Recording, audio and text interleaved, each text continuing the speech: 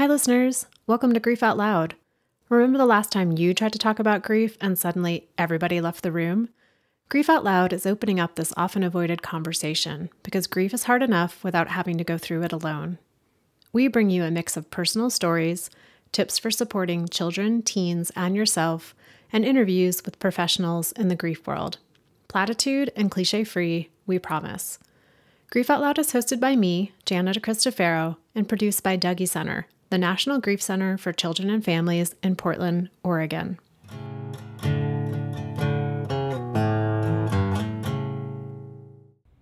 One of the most common requests for help we get is about how to support students who are grieving. Teachers, school counselors, administrators, and concerned caregivers all recognize that children and teens spend a lot of their time in educational settings, and they don't check their grief at the door. Their grief goes with them to math and to lunch, to art class, and even to soccer practice after school. Brittany Collins was one of these students. Her father died of breast cancer the summer before her sophomore year of high school. It was also at a time when her mother was receiving treatment for her own cancer. Brittany, like many students who were grieving, had educators who responded in ways that were helpful, and those whose responses weren't so much. No one said any one thing that was magically useful or harmful, but there were those who continued to show up and be a stable, caring presence, and who offered Brittany opportunities to explore her own reactions, to express what she was thinking and feeling, and to know that there were adults who cared. Brittany's high school experience helped shape her educational and career choices, leading her to become an author, educator, and curriculum designer. Her work focuses on supporting teachers and students' social and emotional well-being, especially in times of adversity. Her new book, Learning from Loss, a trauma-informed approach to supporting grieving students, is the culmination of this work. While Brittany's work is focused on educational settings, the insights and wisdom she shares in our conversation are applicable to pretty much anyone, even those who just want to better understand their own experiences and histories. Side note, I had the honor of being interviewed by Brittany while she was researching her book, Learning from Loss, but I'd recommend it even if I wasn't part of it. Okay, here's my conversation with Brittany. Brittany, thank you so much for coming on Grief Out Loud to talk with me and to talk about your book, Learning from Loss. I'm really looking forward to our conversation.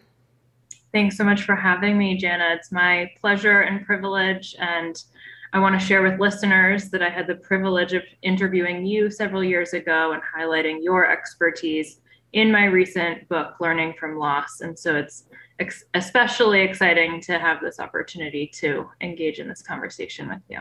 Yeah, I love when we get to flip the mics and now I'm the one asking the questions, which I still haven't decided which is the most comfortable role for me to be in, the asking or the answering. I think I like both of them equally, but really excited to be able to share your work and your knowledge with listeners today. And, what draws you to this work specifically? I mean, you've been in the educational realm for years and really focusing on loss and trauma-informed practices and how educators and teachers can really be showing up for students who are grieving.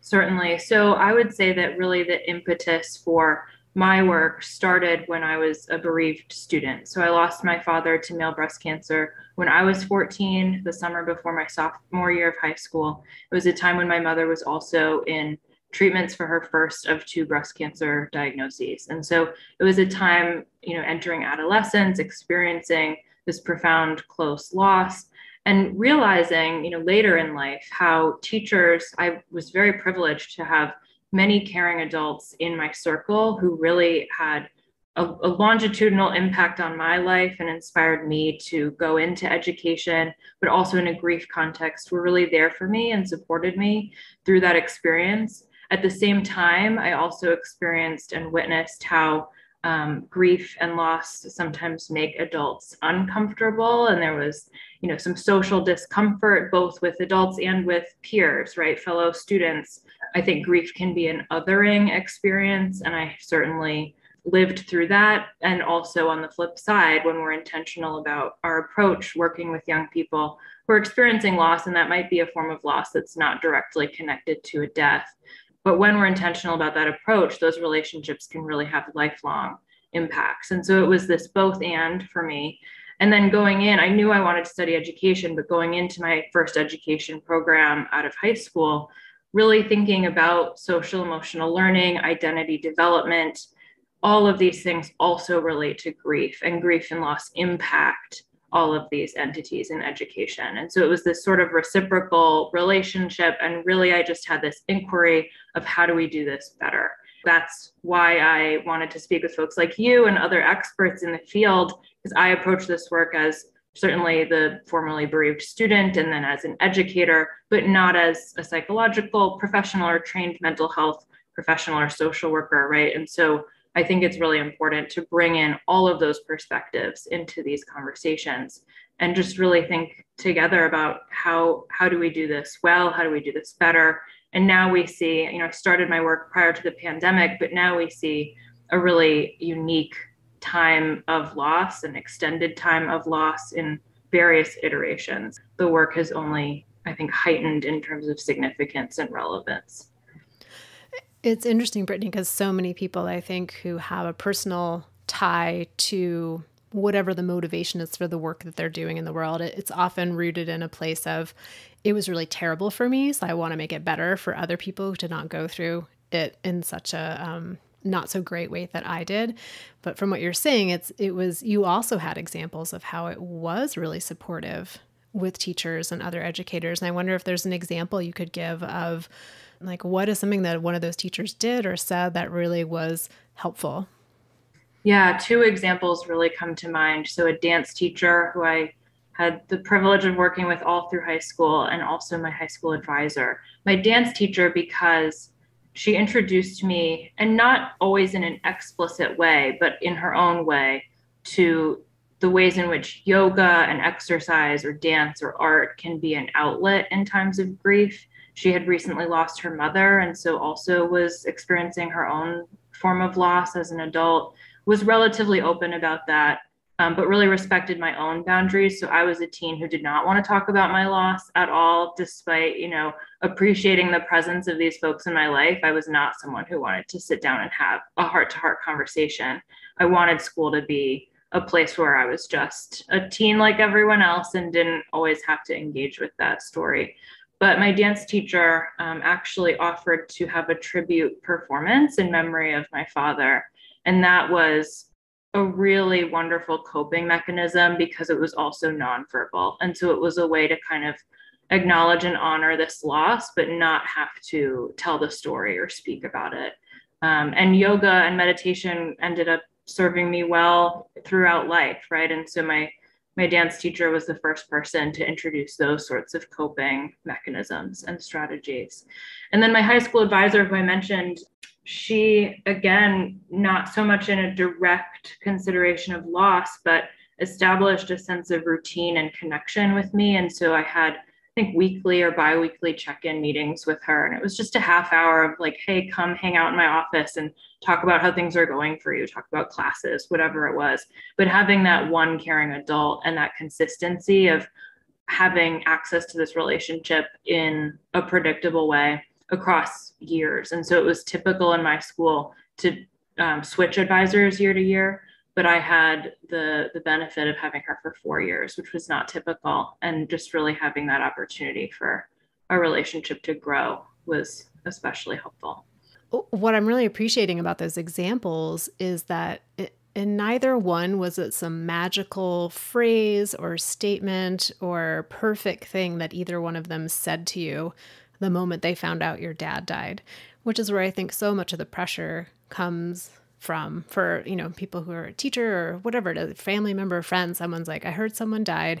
I have to say the perfect thing to this student or all is lost. And so just really wanting to highlight that it was the consistency, the ongoing relationship, and the variety of opportunities for connection, not just this like thing that somebody wrote an bereavement card to you 2 days after your dad died.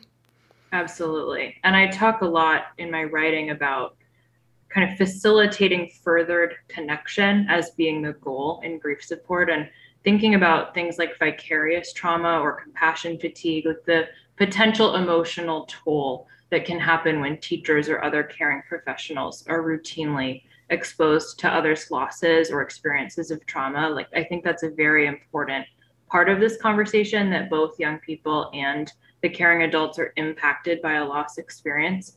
And research shows that one of the best ways to kind of prevent and be proactive about that compassion fatigue is by thinking intentionally about furthering connection. So you're not so much the savior, quote unquote. You're not the one person that has to enter a grieving student's life and make it better, but what instead can you facilitate for that student? So, furthered connection with peers or with colleagues or with activities, like I was mentioning, yoga and meditation and things like that. You're widening the world of connection for folks who are impacted. And so that takes kind of that onus or that pressure off of you to be the one person saying the one right thing to make a difference, which we know often isn't what makes the biggest difference.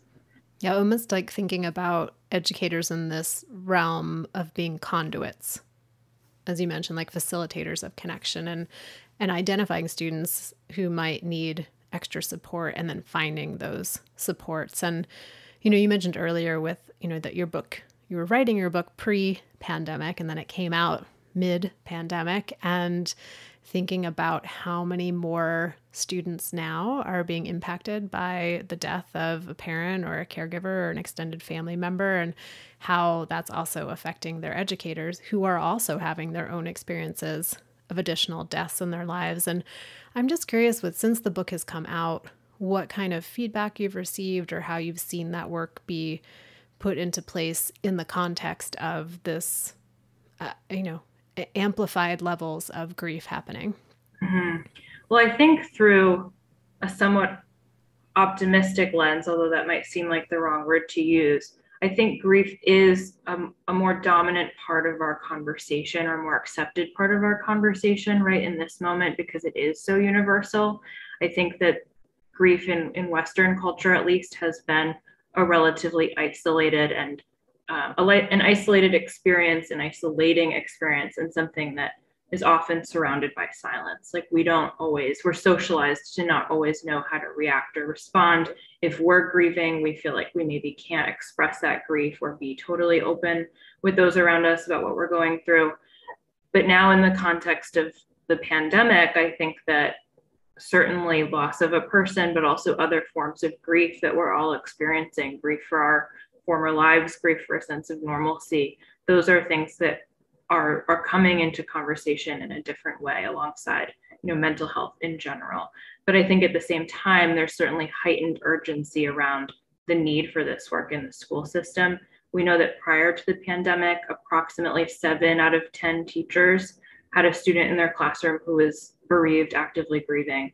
Now that is likely much higher. We know that 1.5 million children around the world lost either a primary or secondary caregiver. So that could be a grandparent who was caring for them due to COVID-19. And that was the number in the fall. So that was pre-Omicron, and that's likely continued to ascend. And I'm also always aware of how DEI, how equity work intersects with this. And so we're seeing that BIPOC youth are at a much higher rate of bereavement, COVID-related bereavement, because of the systemic health inequities that the pandemic is only underscoring, right? They've always been there, but this is bringing a lot of that to light. Last week I was reading a lot, and there seemed to be, like, through the news, this, I don't know, like a change in the zeitgeist around the pandemic. And there was a lot of talk of people saying, well, it's just been long enough. I just want to be done with it because it's been long enough. And I was thinking, oh, this is so familiar. Why is this so familiar? I was like, oh, because this is what happens to people who are dealing with grief. Their community or their implicitly or explicitly gives out the message of, like, don't you think it's been long enough? And so I'm really curious to see how, I think maybe beginning of pandemic, mid-pandemic, there was an increase in a willingness to talk about grief and to honor the different types of losses. But I'm wondering now if we're going to move into a phase where everyone's like, I don't want to hear about it anymore. I'm tired of talking about it. It's been long enough. So I'll be interested to see what the feedback is that you get from the teachers that you're supporting and other folks in the field around that. And just anecdotally, I have a close friend who recently lost someone to COVID and has been open about how painful that sort of messaging is, this post-pandemic sort of messaging about even removing mask mandates is something that can be really triggering for a family that just experienced a COVID related loss where a mask could have saved that person's life, right? And so it's really challenging, I think, to have this sort of polarity of folks who are ready to move on and forget about restrictions and folks who are being impacted every day in a really immediate way, and to have both of those things be true at the same time. Similar to what you were saying, it falls into that sort of pattern that we see when folks are saying, shouldn't you be over it already when your loved one has passed away 12 months ago? You know, in your book, you do such a great job of outlining really specific ways with examples that educators and teachers can start thinking about how do I become more grief responsive, which I really appreciate that terminology. And I wondered if you could give us a few examples of ways that in a day-to-day way, educators are able to create a grief responsive environment. Absolutely. So I think a lot in my practice about three sort of tiers of grief responsive teaching. So I think about the classroom environment or the learning environment. I think about interpersonal relationships, and then I think about curricula. And so those are three tenets that are at play, every day in the classroom. And so if we think about the environment in the classroom, things, and you spoke about this when we had our interview for the book, things like routine and consistency and predictability can be really important in a grief context when a young person is grieving and is maybe lacking that sense of predictability at home or outside of school. How can the learning environment be structured in a way that supports that sense of dependability? They know what to expect. They know how to prepare for their time in that space, what's expected of them. And that can just lessen a sense of anxiety, I guess, that the environment could produce otherwise. And then thinking about things in terms of curricula and the environment, things like agency and control. And so grief by nature also comes with a lack of control, right? And we know that grief can be traumatic. It may not be for everybody, but it has many overlaps with trauma and trauma informed practice. And trauma is born out of experiences where we either lack literal control or perceive a lack of control. And so, how can we in the classroom give some of that control back to students over their experience at school, over their learning? It might be really small. It might be like integrating, choice in reading assignments. It might be like project-based learning where there's a sense of agency over the type of learning or the content that folks are choosing to pursue. Or it might be choice in where you're learning or with whom, just to whatever extent you can kind of think of those tenets.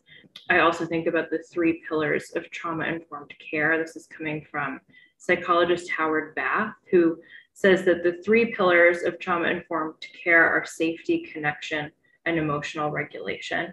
And so those also kind of guide my thinking in terms of it's not always a direct consideration of loss or discussion about loss, but how are we taking into consideration these entities and how we shape our classroom environment? And then interpersonal support is so critical. We know that human connection is one of our best buffers against trauma, so critical to healing.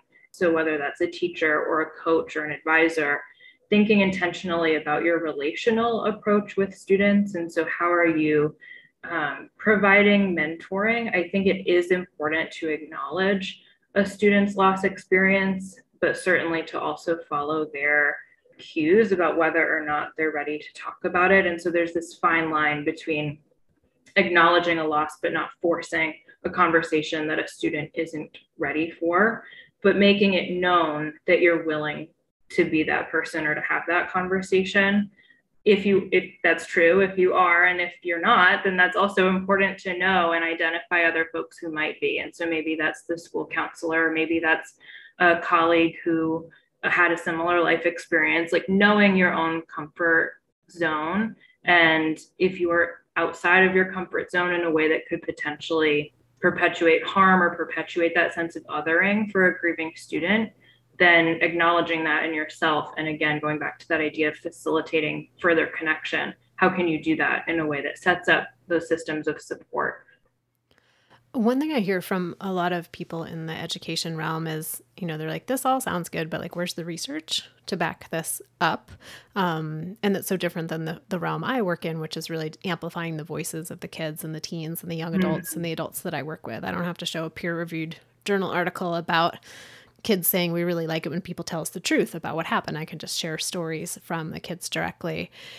But in your book, you did do a lot of research into, one of the aspects of grief, which for me just becomes known through the stories of the people I work with, which is that grief really affects us, our cognitive functioning. And I know you did research into like why that is or how it actually affects them. And I just wonder if you could share more about that, knowing that parents and caregivers and teachers are likely really interested in knowing like, oh, well, that's why maybe my kid is acting this way or why my teen is unable to remember anything. Absolutely. Yeah. So grief impacts the brain, the body, and behavior by way of those things. And so, a wonderful resource by Lisa Shulman, who's a neurologist, is a book called Before and After Loss, A Neurologist's Perspective on Grief and the Brain. And that was critical to kind of my taking an inside look into what does grief and loss actually do to the brain. So she found that loss, and that could be tied to a death, but it could be other forms of loss and grief, have a depressive response in the brain and also a fight or flight response. So that stress response, stress hormones released in the body, the prefrontal cortex, which is in charge of higher order functioning, things like executive functioning, impulse control, imagining the future, thinking and planning ahead, can be impaired because the prefrontal cortex takes a back seat in grief, especially in an adolescent context, because in adolescence, your prefrontal cortex is not fully developed anyway. And so we know that teenagers sometimes struggle with impulse control or risk taking or planning ahead. And so when then loss or trauma or stress is added to the mix, those functionalities can become further dampened, and can therefore result in changes in behavior. It looks absolutely different for everybody, but things like increased anger or outbursts or avoidance behaviors. On the flip side of that, it could be further connection seeking kind of behaviors. It's a really wide spectrum, but it's important to know that you might see changes in behavior manifesting in the classroom. And at the same time, it might be more challenging to learn in an academic context because of what the brain and the neurological system is going through. I think this is a really critical and interesting area of the research, because those grief behaviors, if we don't always know about the neurological root of them, can be reprimanded or misinterpreted in an academic context in a harmful way. And so I always talk about an adaptation focused lens and looking at these behaviors as assets, as adaptations that students have developed for a grief context. And so something like anger might be serving that student really well in a loss context. Maybe they're in a position where they're needing to defend a sibling in an unsafe situation, and they develop this anger as a coping mechanism to serve an unmet need in that moment. But then by nature of trauma, of the fight or flight response, our nervous system gets kind of stuck in that mode. And so we can't always turn that response off. So in another context like school, where it's outside of the grief or loss context for which this behavior was developed, if we're seeing or manifesting those same sorts of behaviors, they're not exactly seen as assets in the way that they might be in a different context. And this connects heavily to restorative justice. And we know that in terms of DEI work and inequity in schools, there's bias at play in terms of responses to behavioral challenges in the classroom. I think it's really important to take that step back and think about what is the need at the root of a behavioral change and what are alternative ways that we can work together to meet that. And all that background is so helpful in terms of encouraging adults to bring a more open-minded, maybe compassionate stance to, as you said, behaviors that are really adaptations to a loss. And I wonder, do you have an example or a story around how to then put that into practice. So I can imagine being a teacher, you're like, okay, this behavior I'm seeing, which is not working in this environment, let's say it's an adaptation to the loss and it's, a student doing the best they can. But then how do we shift the response in a way that either helps the adaptation be more contextually responsive, or how do we make that work? Mm-hmm. It's a very good question. A few things come to mind. So first, thinking proactively about the classroom environment and those pillars that I was talking about before, right? The safety, connection, emotional regulation. If we're taking sort of a proactive, brief, responsive approach to the learning environment as a whole, that can already help folks who are grieving. And by making space for regulatory activities, or if we're having those caring relationships put in place that are already providing support, all of that starts to create a more sort of healing centered environment where those outbursts might be less likely to happen, but that's not to say that they still won't, right? And so when they do, I think it's a very valid question of how do you handle that in a way that is helpful to the student experiencing the behavioral change, but also helpful to others who might be in the learning space and might be impacted. In the book, I talk a lot about how to create space outside of that moment to meet and talk with the student one-on-one. And so you're not ever wanting to kind of reprimand or call attention to this sort of behavioral adaptation in front of other folks in the classroom, because that gets into an area where you could be violating this student's vulnerability or story, or making them feel othered in a way that's not effective. And so ideally, in a situation and time when someone is not activated, is not having that behavioral response, like how can you meet in a calmer moment and kind of go over what you've been noticing, what's been happening, and always collaborate with the student. I'm a big fan of empowering students to identify what's going on for themselves, instead of being the teacher who's saying, I'm seeing this and it's not okay. Instead, like, what are you noticing in yourself? What are you noticing about the way that you're reacting in class? And how is it going for you? How might it be going for others? And then collaborating with them to, once you've identified kind of the behavior and maybe you've identified the need behind it, how can you collaborate with them to think about an alternative way of either having that need met or having a different kind of model for behavior in the classroom. In the book, I offer some sentence starters that can provide sort of a framework for engaging in those conversations. It's certainly also dependent upon the age of the folks that you're working with. So an 18-year-old might be able to engage in that sort of self-reflection in a way that a 12-year-old might not be able to do so yet. But just this idea of de-escalating in the moment and then creating spaces for reflection. And so really reflection is moving to the other end of the spectrum from reprimanding. We talked a little earlier about how, what's truly supportive for students is that ongoing relationship, the connection, the safety, and not, saying the perfect thing at the perfect time. And I think about how much pressure as adults, we do put on ourselves to get it exactly right. And in your book, you write about the role that getting it wrong and doing a repair plays in the creation of these relationships in a grief responsive, educational setting. And just, can you say a little bit more about what you mean about the power of repair? Yeah, so apology, it's interesting because I think apology can be so hard, but also so healing for both parties involved. We see how hard it is when we're working with 6-year-olds, right? And something happens at recess and you as an educator have to facilitate an apology between those students. But we also see it as adults, like in the workplace or in our home lives. If something happens, it's really hard to kind of take ownership over, what, I should have approached that differently. And that requires a level of self-awareness and reflection and humility that can be really challenging. But in a grief context can also be incredibly healing. In the book, I talk about what's called interactive repair. And so really that's just a more scientific, fancy way of saying apology.